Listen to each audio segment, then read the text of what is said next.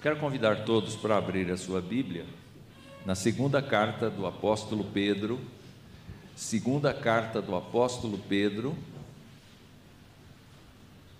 capítulo 1,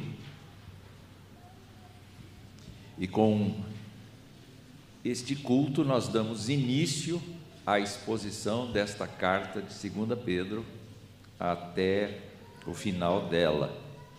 Mas hoje nós vamos ficar apenas na saudação inicial. Então vamos ler juntos os versos 1 e 2 do capítulo 1. Versos 1 e 2 do capítulo 1. Vamos lá.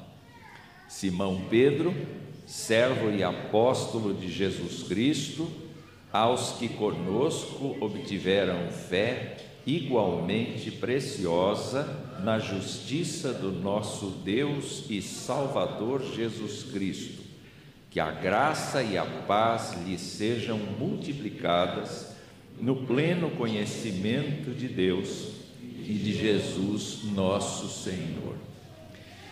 Nós estamos, meus irmãos, fazendo uma análise do nosso tempo por meio de todos os meios de comunicação que nós recebemos.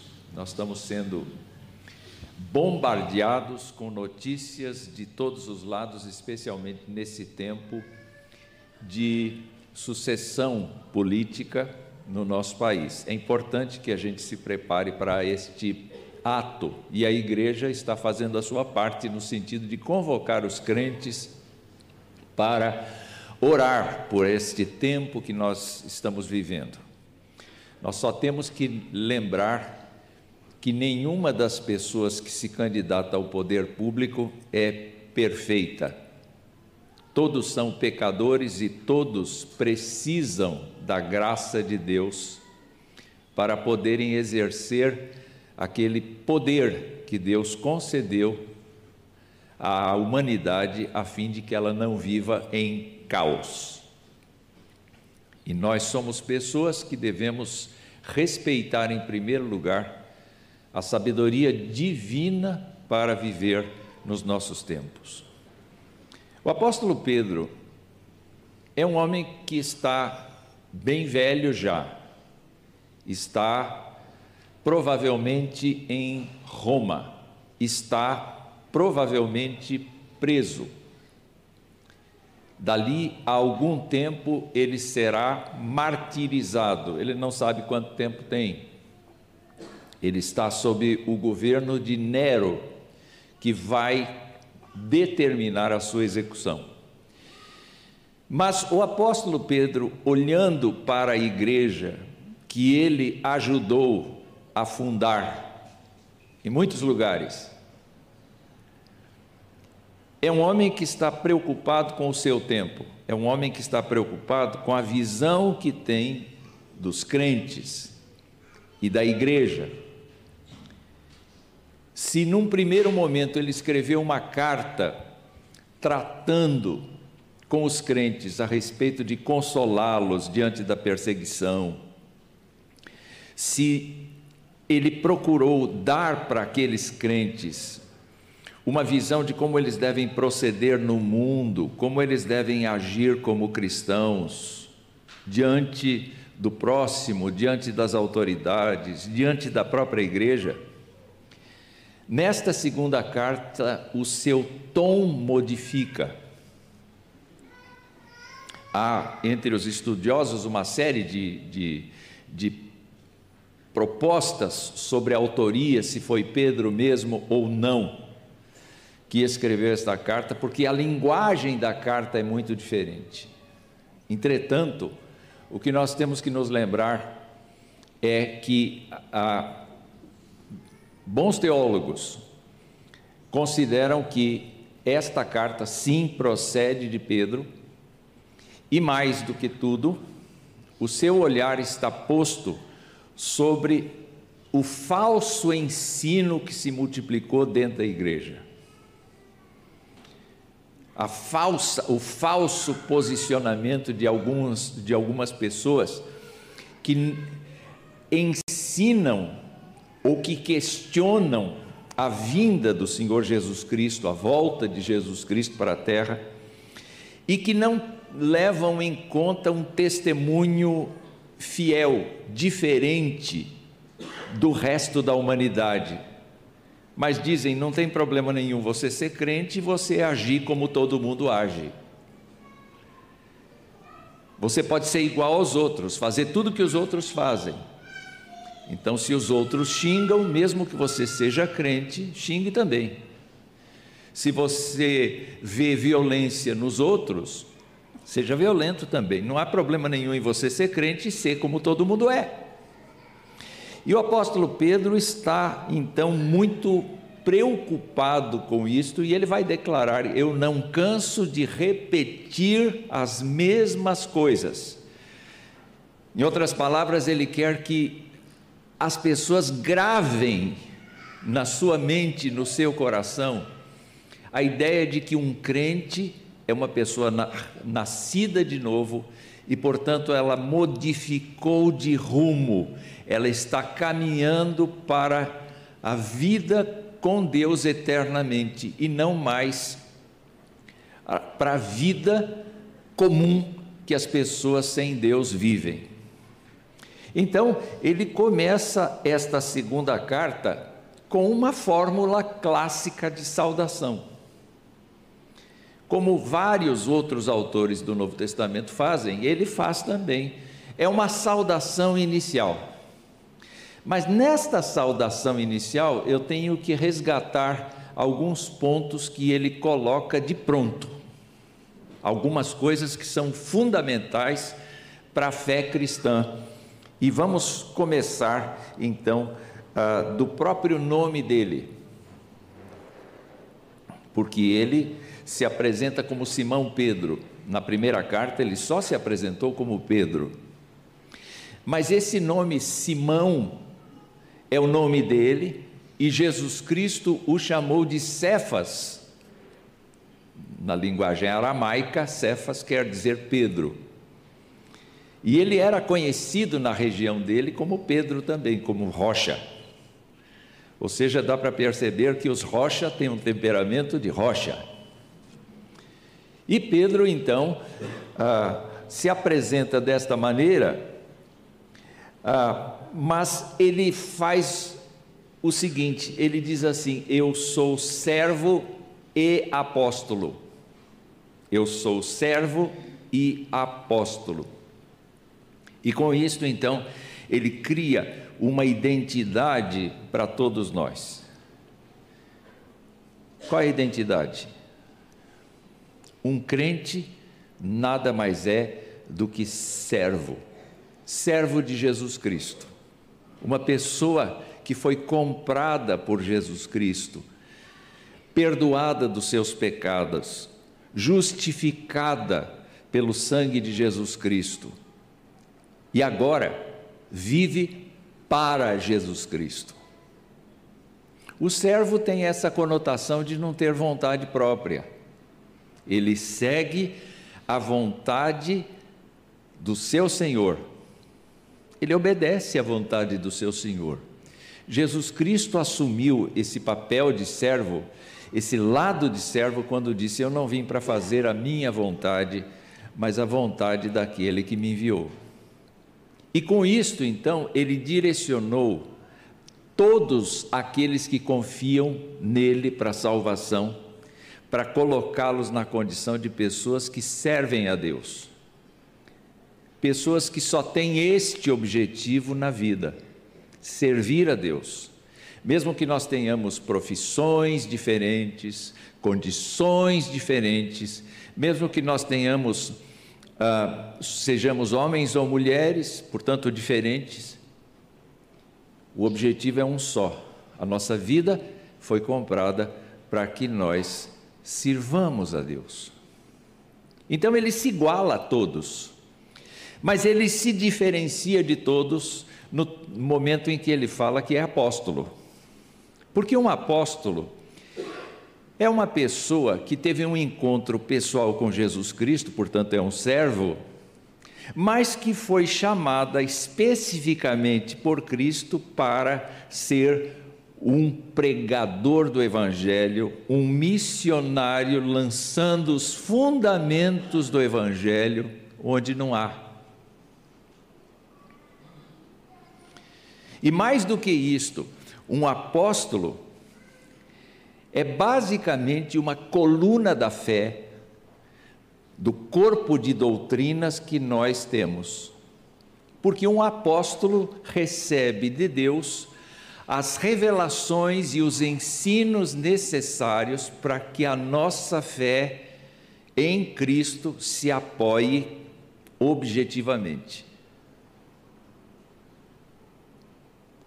Quando o apóstolo Paulo falou disso, ele ensinou que o nosso evangelho está fundamentado em Jesus Cristo como a rocha, a pedra angular, e está apoiada sobre o fundamento dos profetas e dos apóstolos. Então, de certa maneira, quando ele vai se dirigir àqueles crentes, ele não está dando a opinião dele, ele está transmitindo a vontade de Deus para a igreja. Nós aqui somos repetidores do ensino apostólico. A nós não é dada nenhuma outra autoridade a não ser retransmitir o conceito da palavra de Deus, que já está fechada. Mas aqui ele está ainda ensinando os crentes com autoridade apostólica. Então, quando ele fala, eu sou servo e apóstolo de Jesus Cristo, nós podemos entender que ele diz, eu sou igual a todos vocês, mas ao mesmo tempo eu tenho a missão de lhes ensinar. E ele continua, ele se dirige agora às pessoas que obtiveram igualmente, aos que conosco obtiveram fé igualmente preciosa na justiça do nosso Deus e Salvador Jesus Cristo. Aqui ele está dizendo a quem ele escreve. Há pessoas que obtiveram a fé juntamente com ele. Na primeira carta, o apóstolo disse que eles estavam na diáspora, no Ponto, na Galácia, na Capadócia, na Ásia, na Bitínia, eleitos segundo a presciência de Deus. Aqui ele não menciona esses lugares, porque ele não está pensando nos lugares onde os crentes estão, mas na condição em que os crentes estão. E isso é interessante, porque onde a gente for e tiver um crente, ali nós estamos em comunhão com a igreja do Senhor. É muito interessante para nós presbiterianos, é muito fácil aceitar irmãos de outras denominações que efetivamente não têm os mesmos posicionamentos doutrinários que nós, mas nós conseguimos com mais facilidade, pelo menos eu consigo, com mais facilidade reconhecer os irmãos de fé. É muito gostoso a gente estar no meio de crentes em Jesus Cristo, não importa onde eles estiverem. E a ideia aqui de Pedro, naturalmente, deve ser essa. São as mesmas pessoas a quem eu escrevi a primeira carta. Mas a condição dessas pessoas é justamente esta: elas têm fé. E aqui a gente precisa fazer um levantamento do que é fé. Vamos nos lembrar que nós somos crédulos por natureza. Nós somos pessoas que acreditam. Nenhum de vocês ficou preocupado se o banco ia aguentar a sua excelentíssima pessoa. Vocês simplesmente se sentaram e não ficaram preocupados se ele ia cair ou não. Não é verdade? São crédulas. Se vocês chegam a um desconhecido e dizem assim, por favor, onde fica a igreja presbiteriana de Jundiaí? A pessoa que nunca te viu e talvez nunca mais veja, vai dizer assim, você conhece a Vigário? Conheço a Vigário. Então, você desce a Vigário, você lembra do escadão? Lembro do escadão. Então, na frente do escadão fica o templo da igreja deles. muito obrigado, e você acredita, e você vem, a pessoa nunca te viu, e nunca mais verá, mas você acredita. Quer dizer, as pessoas humanas são crédulas. Entretanto, Pedro não está falando dessa credulidade, dessa capacidade que a gente tem de confiar nas informações que a gente recebe. Pedro está falando na fé que Deus dá para uma pessoa confiar nele, como seu dono, como seu salvador, como seu perdoador, como seu sustentador, como seu guia espiritual, como aquele que vai cuidar da sua vida pós-morte. Pedro está falando que esta capacidade de nós aceitarmos estas verdades espirituais não vem da nossa própria capacidade de acreditar, mas elas vêm do próprio Deus, que nos enche de confiança, ao ponto de nós nos arrependermos dos nossos pecados, confessarmos a Jesus Cristo como Senhor e Salvador, mesmo não o enxergando com os olhos, e acreditando que Ele é Deus. Esta fé, naturalmente, é a fé que deve habitar no coração de cada crente. Sem fé é impossível agradar a Deus. Toda pessoa que tem fé em qualquer coisa, mas não tem fé, a fé que Deus dá, a fé correta para Deus, essa pessoa não agrada a Deus. Essa pessoa está perdida nos seus próprios pecados. Essa pessoa, então, pode ser que você conheça gente de dentro da sua casa que infelizmente está impossível de agradar a Deus, porque não confia nele.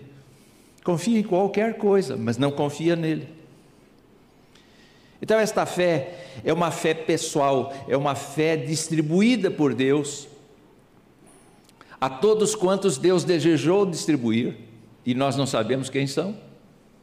A gente só sabe de uma pessoa, a gente mesmo. Os outros, a gente não sabe. E é por isso que é necessário a gente pregar para todos, porque todos merecem ouvir a mensagem do Evangelho, todos precisam ouvir da mensagem do Evangelho. Esse é um verbo melhor. Mas o apóstolo Pedro pode incluir aqui a fé como estrutura, a fé como corpo de doutrinas, a fé como conteúdo programático da nossa fé. Por exemplo, a gente acredita, e nós professamos a fé dos pais agora, não foi? Nós acreditamos na pessoa do Deus Pai, do Deus Filho, do Deus Espírito Santo, como sendo um só Deus. Nós cremos na Bíblia Sagrada como escritura inspirada, única regra de fé e prática. Nós cremos que Jesus Cristo veio à terra em carne, morreu por nós, sua morte foi vicária, substitutiva. Nós cremos que Jesus Cristo ressuscitou no terceiro dia e foi assunto aos céus e está nos céus governando todas as coisas até que todas elas sejam postas debaixo dos seus pés. Nós acreditamos, nós confiamos que Jesus Cristo voltará e virá para dividir a humanidade em duas partes: os benditos do Senhor e os malditos do Senhor. Nós confessamos que somos selados pelo Espírito Santo de Deus e que a salvação que Ele conferiu a nós nunca será tirada de nós por causa da sua fidelidade. E queridos irmãos, então, quando olhamos para este corpo de doutrinas, nós temos que entender que os falsos mestres estavam questionando este corpo de doutrinas e abalando a fé individual. Então Pedro está escrevendo a respeito dessa questão para dizer o seguinte: essa fé que Deus nos deu não está baseada na nossa experiência, mas está baseada na justiça de nosso Deus e Salvador Jesus Cristo. Vamos rapidamente olhar a questão da justiça. No capítulo 1 da primeira carta, ele vai dizer, a partir do verso 18, o seguinte: sabendo que não foi mediante coisas perecíveis como prata ou ouro que vocês foram resgatados da vida inútil que seus pais lhes legaram, mas pelo precioso sangue de Cristo, como de um cordeiro sem defeito e sem mácula. Ele foi conhecido antes da fundação do mundo, mas foi manifestado nesses últimos tempos em favor de vocês. Por meio dele, vocês creem em Deus, o qual o ressuscitou dentre os mortos e lhe deu glória, para que a fé e a esperança de vocês estejam em Deus. Qual é a justiça aqui? A justiça é que Deus colocou sobre Jesus todos os nossos pecados, os meus pecados e os seus. Essa é a justiça. Mas quando Pedro fala a respeito dessa justiça, de onde ela procede? Quem executou essa justiça? Ele diz que quem executou essa justiça foi nosso Deus e Salvador Jesus Cristo. E é muito interessante aqui que ele não está falando de duas pessoas da Trindade, do Pai e do Filho, ele está falando só do Filho. E quando ele está falando só do Filho, ele faz duas afirmações e dá dois títulos aqui a Jesus Cristo. Deus. Nós cremos que Jesus Cristo é Deus. Nós não cremos que ele é um homem, mas ele pode ser visto por nós como Deus homem, entretanto, de caráter humano e de caráter divino, simultaneamente. Ele é Deus, de mesma natureza do Pai. Então, quando nós falamos mal ou fazemos piada de Jesus Cristo, nós estamos falando mal ou fazendo piada de Deus. E o segundo título aqui é Salvador.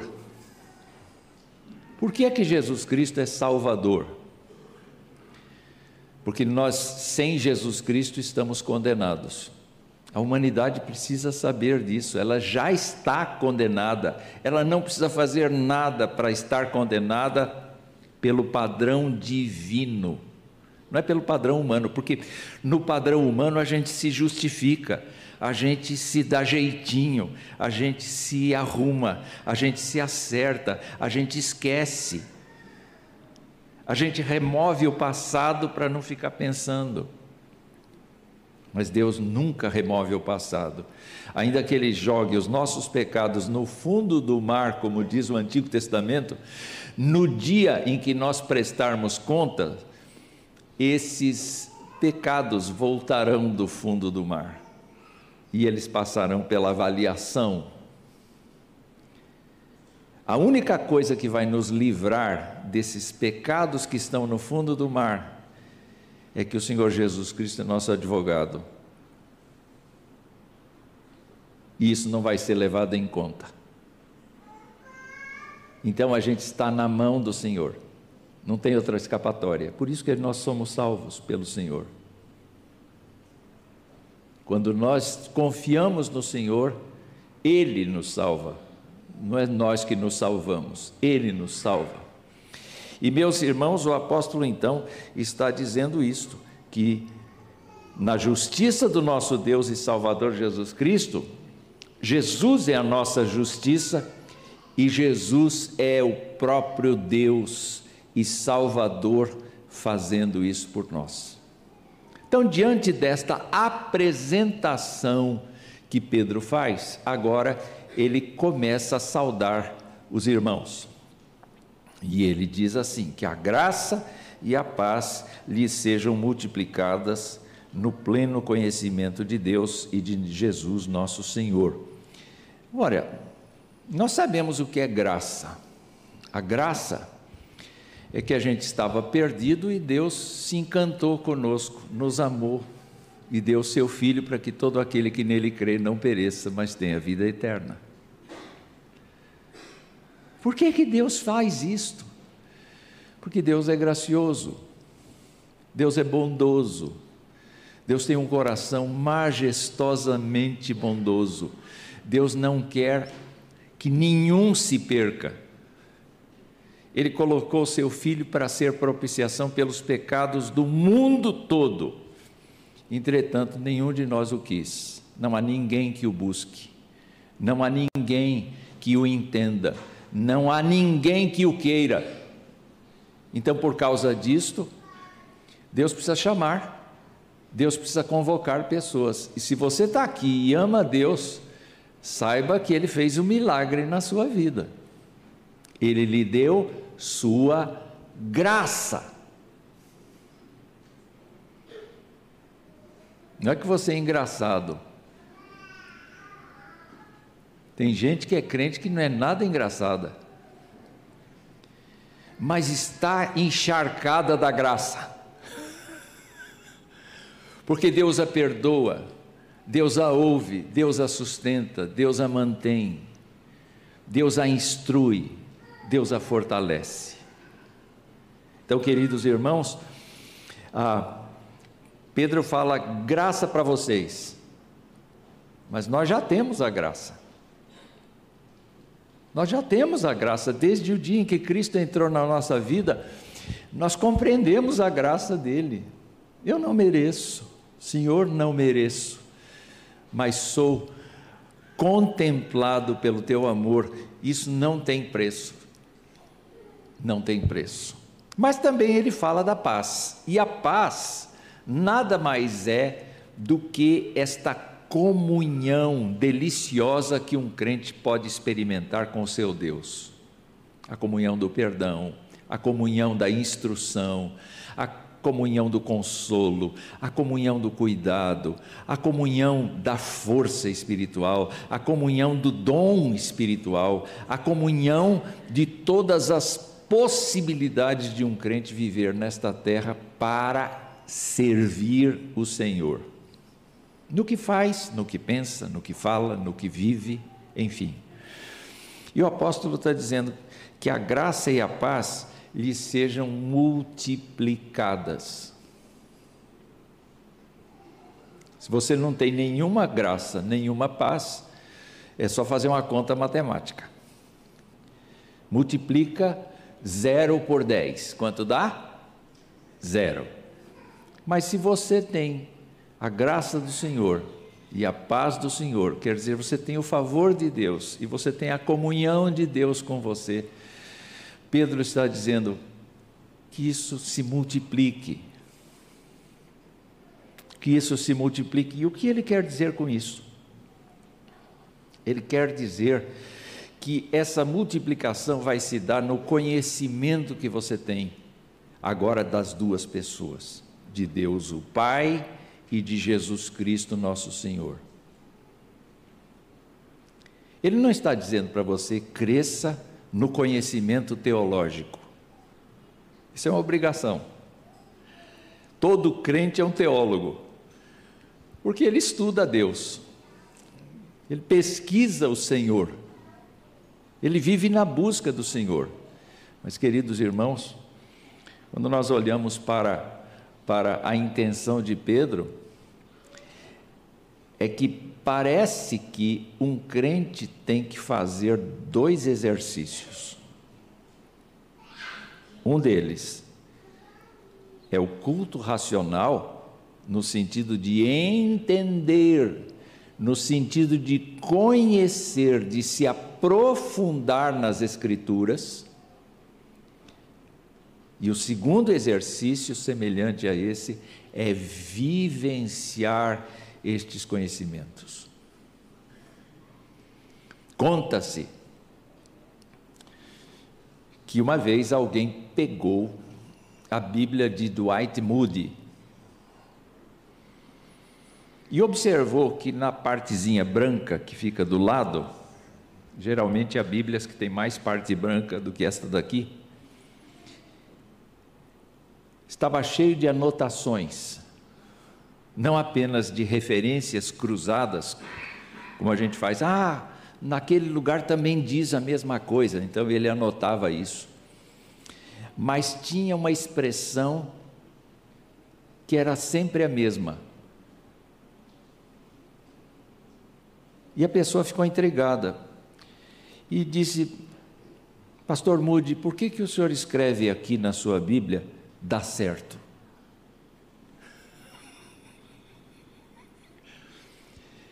Ele disse: porque dá certo. Isso que está escrito aqui, essa promessa que está escrita aqui, eu pratiquei na minha vida, dá certo. Isso que acontece aqui, quando Deus fala, dá certo. Eu fiz isso e deu certo. Com isso eu quero dizer que o pleno conhecimento que um crente verdadeiro precisa ter, não é ser um exímio estudante da Bíblia e conhecer o vernáculo das palavras bíblicas e conhecer a lógica dos livros e conhecer as coisas racionalmente. Os escribas e fariseus faziam isso, de frente para trás, de trás para frente. E Jesus reprovou esses homens, porque eles não tinham uma vida decorrente do conhecimento que eles tinham. O que adianta você saber, ou eu saber, que eu devo amar o meu próximo como a mim mesmo, mas quando chega um estranho diante de mim, eu o trato como inimigo? Na prática, eu preciso saber que no relacionamento com as pessoas, seguindo o princípio bíblico, isso dá certo.